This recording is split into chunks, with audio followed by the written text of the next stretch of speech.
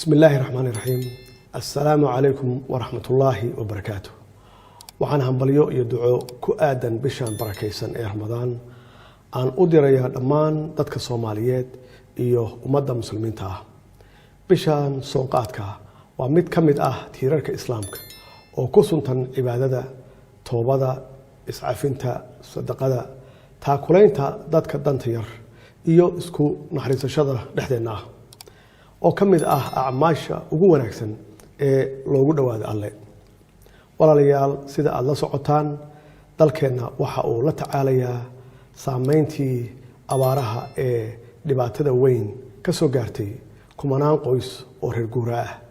gudaha dalkeena iyo caqabadaha dhaqaale ee caalamka ka jira saas awgeed waxaan idinka codsanayaa inaynu badino ducada iyo iscaafinta inagoo alle ka baryana inuu dalkeena iyo dadkeenaba barakeeyo sidoo kale fadliga bishaan barakeysan awgeed waxaan ugu baaqayaa dadka Soomaaliyeed meel walba ay joogaan gudaha iyo dibadda in ay xoojiyaan caawimaadda iyo garab istaaga qoysaska danta yar gaar ahaan qoysaska u nugul culayska dhaqaale ee bishan waxaan kale oo ugu baaqayaa ganacsatada Soomaaliyeed inay u naxariistaan dadkooda oo ay doorkooda ka qaataan ka hortaga sicir bararka badeecadaha iyo adeegyada taas oo mas'uuliyad wadajir ah oo diinta iyo dhaqanka suuban ay nafarayaan hay'adaha amniga waxaan farayaa inay feejignaan dheeri ah u yeeshaan dhagarta iyo falalka guracan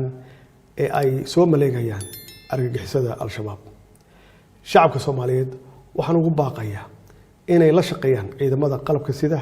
qaybahooda kala duwan ee u taagan sugidda amniga dalka ilaalinta nafta sharafta iyo hantida dadka Soomaaliyeed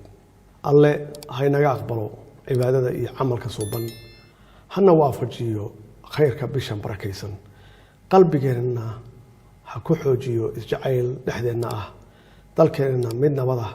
oo ku tilmaaman horumar iyo barwaaqo wassalaamu calaykum wa rahmatullaahi wa barakaatuh